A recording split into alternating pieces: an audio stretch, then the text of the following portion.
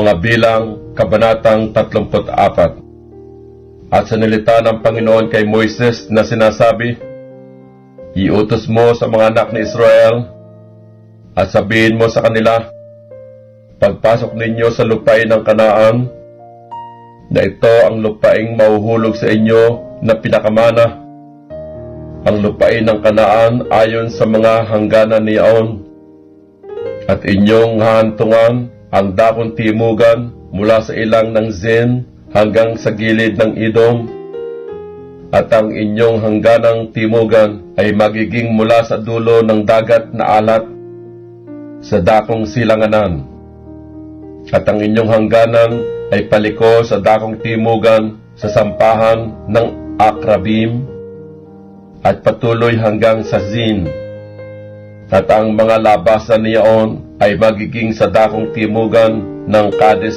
Barnea, at mula rito ay pasampa sa Hasar Adar at patuloy sa Asmon, at ang hangganan ay paliko mula sa Asmon hanggang sa batis ng Ehipto, at ang magiging mga labasan niyaon ay sa dagat, at ang magiging inyong hangganan kalunuran ay ang malaking dagat at ang baybayan niyaon. Ito ang magiging inyong hangganan kalunuran, at ito ang magiging inyong hangganang hilagaan mula sa malaking dagat ay inyong gagawing palatandaan ang bundok ng Hor.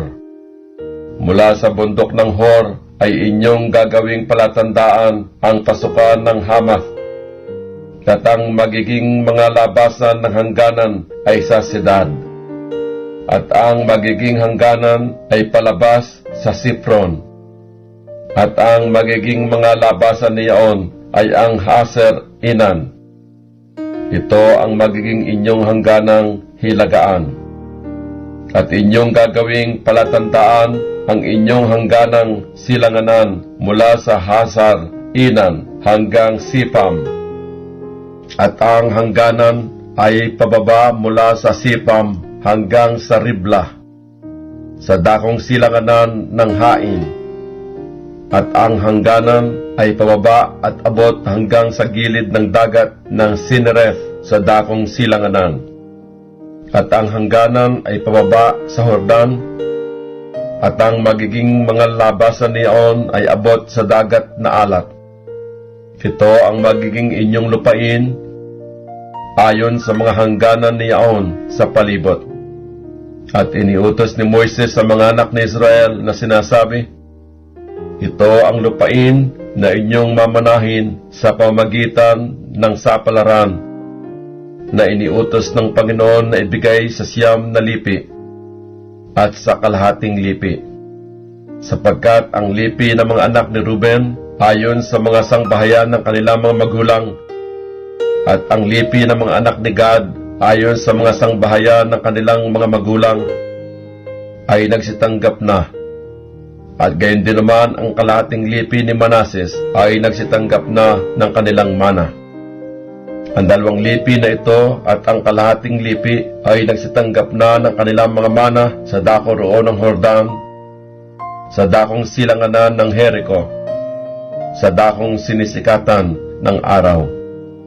At sinalita ng Panginoon kay Moises na sinasabi, ito ang mga pangalan ng mga lalaki na magbabahagi ng lupain sa inyo na pinakamana: si Eleazar na saserdote, at si Josue na anak ni Nun. At maglalagay kayo ng isang prinsipe sa bawat lipi upang magbahagi ng lupain na pinakamana. At ito ang mga pangalan ng mga lalaki: sa lipi ni Huda ay si Caleb na anak ni Hephoni, at sa lipi ng mga anak ni Simeon ay si Samuel na anak ni Amiod. Sa lipi ni Benjamin ay si Eliadad na anak ni Keslon, at sa lipi ng mga anak ni Dan ay ang prinsipe Busi na anak ni Hogli. Sa mga anak ni Jose, sa lipi ng mga anak ni Manases ay ang prinsipe Haniel na anak ni Ephod. At sa lipi ng mga anak ni Ephraim ay ang prinsipe Kemuel na anak ni Siftan. At sa lipi ng mga anak ni Zabulon ay ang prinsipe Elisapan na anak ni Parnak. At sa lipi ng mga anak ni Isakar ay ang prinsipe Paltiel na anak ni Azan. At sa lipi ng mga anak ni Azer ay ang prinsipe Ahiod na anak ni Selomi. At sa lipi ng mga anak ni Neptali ay ang prinsipe Pedail na anak ni Amiod. Ito yaong mga inutusan ng Panginoon na bumahagi ng mana sa mga anak ni Israel sa lupain ng Kanaan.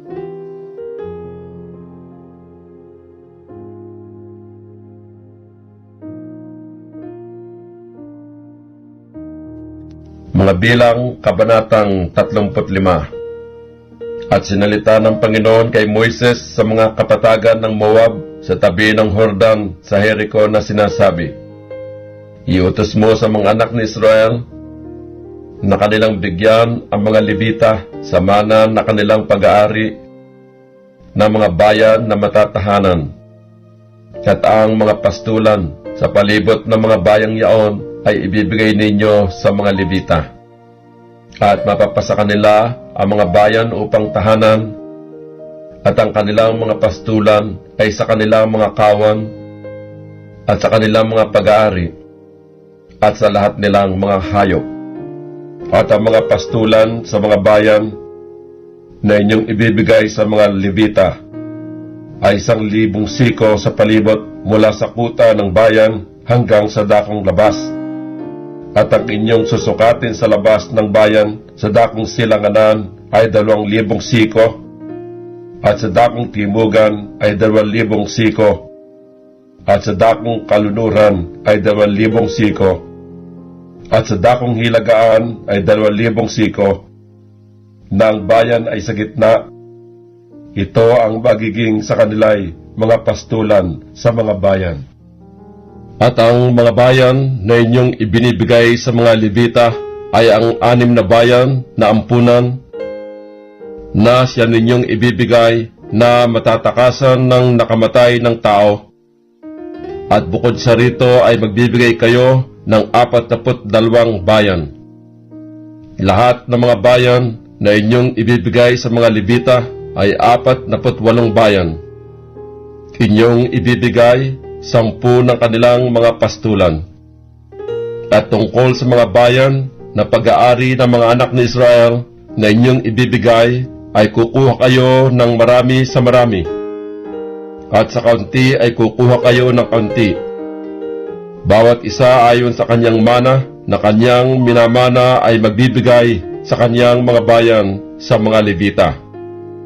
At sinalita ng Panginoon kay Moises na sinasabi, salitain mo sa mga anak ni Israel at sabihin mo sa kanila, pagkaraan ninyo ng Jordan sa lupain ng Kanaan, ay pipili nga kayo ng mga bayan na maging mga bayang ampunan sa inyo, upang ang nakamatay ng tao na pumatay ng sinumang tao na hindi sinasadya ay makatakas doon.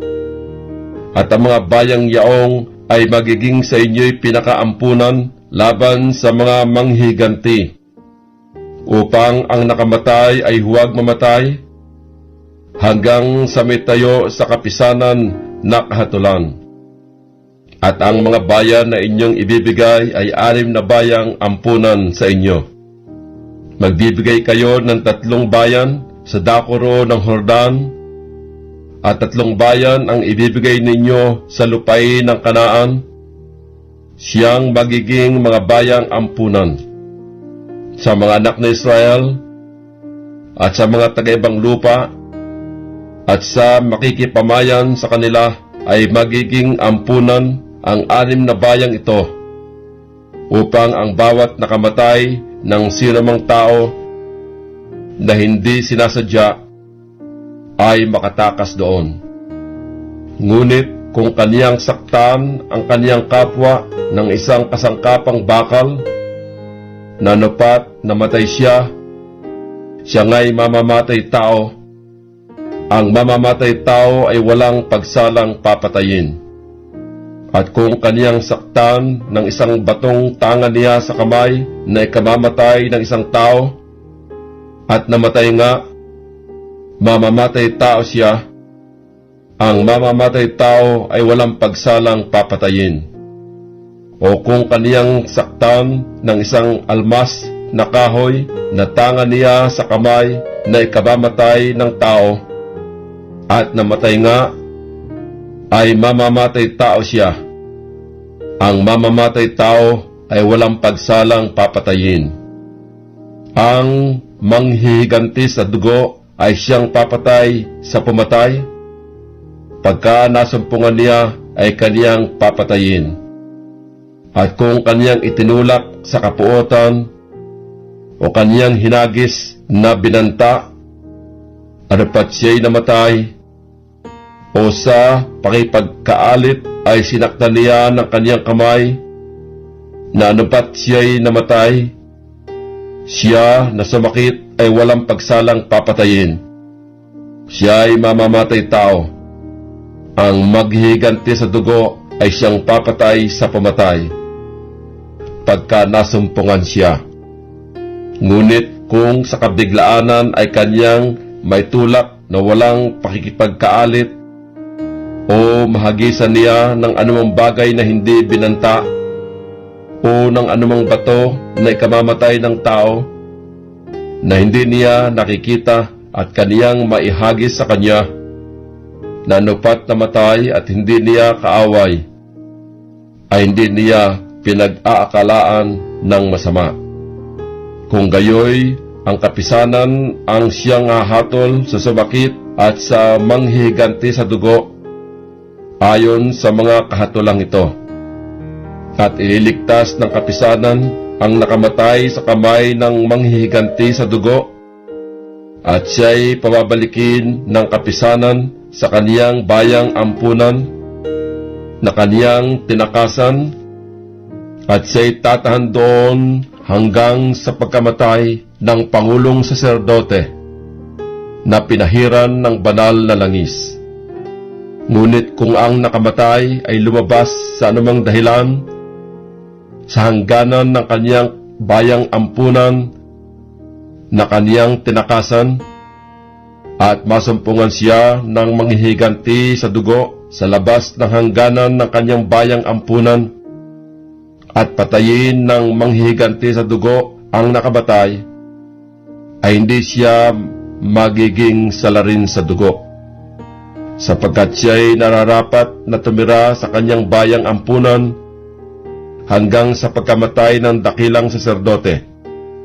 Ngunit pagkamatay ng dakilang saserdote, ang nakamatay ay makababalik sa lupain ng kanyang pag-aari.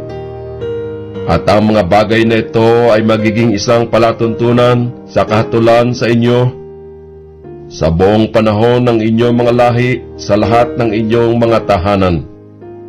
Sino mang pumatay sa kanino man ay papatayin ang pumatay sa patutuo ng mga saksi.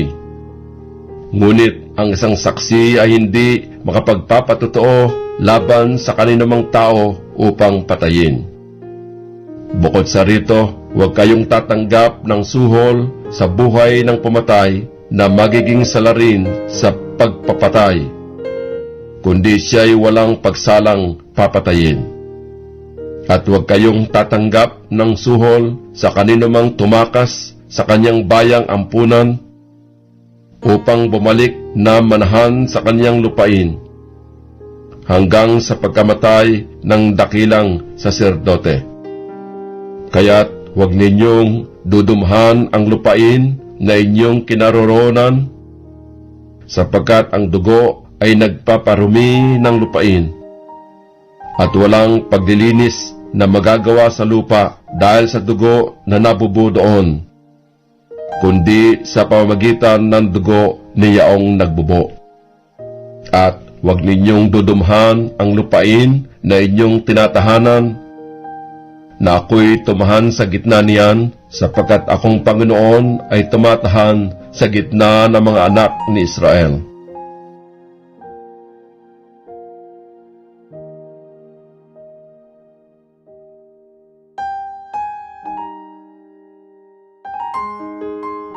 Mga Bilang, Kabanatang 36. At ang mga pangulo ng mga sangbahayan na mga magulang na mga anak ni Galaad, na anak ni Makir, na anak ni Manasis, sa mga angkan na mga anak ni Jose, ay nagsilapit at nagsalita sa harap ni Moises at sa harap ng mga prinsipe, na mga pangulo sa mga sangbahayan na mga magulang na mga anak ni Israel.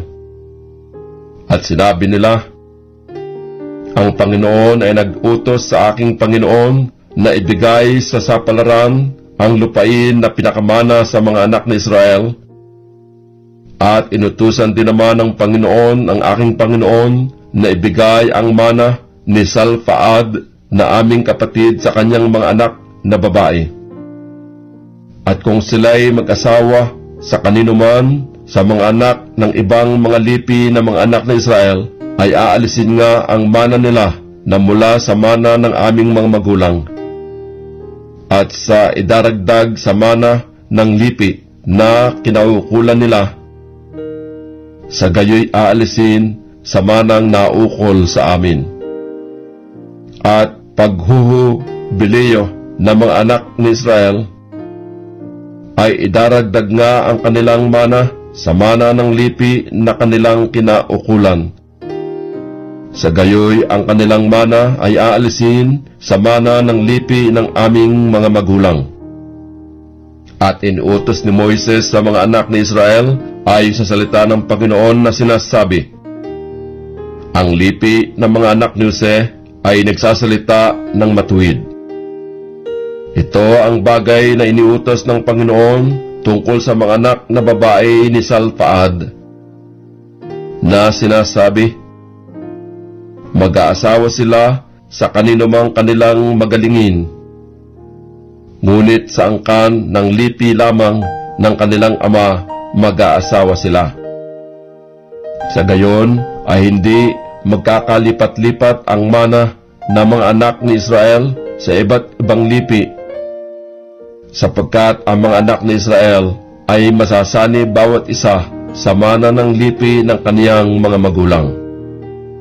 At bawat anak na babae na nag-aari sa anumang lipi ng mga anak ni Israel ay mag-aasawa sa isa ng angkan ng lipi ng kaniyang ama, upang ang mga anak ni Israel ay magmana bawat isa ng mana ng kaniyang mga magulang. Sa gayon ay hindi magkakalipat-lipat ang mana sa ibang lipi, sapagkat ang mga lipi ng mga anak ni Israel ay masasani bawat isa sa kaniyang sariling mana. Kung paanong iniutos ng Panginoon kay Moises, ay gayong ginawa ng mga anak na babae ni Salfaad, sapagkat si Maala, si Tirsa, si Holga, at si Milka, at si Noah, na mga anak na babae ni Salfaad ay nagsipag-asawa sa mga anak na mga kapatid ng kanilang ama. Sila'y nag-asawa sa mga angkan ng mga anak ni Manasis na anak ni Jose, at ang kanilang mana ay naiwan sa lipi ng angkan ng ama nila. Ito ang mga utos at ang mga kahatulan na iniutos ng Panginoon sa pamagitan ni Moises sa mga anak ni Israel sa mga kapatagan ng Moab sa tabi ng Jordan sa Jericho.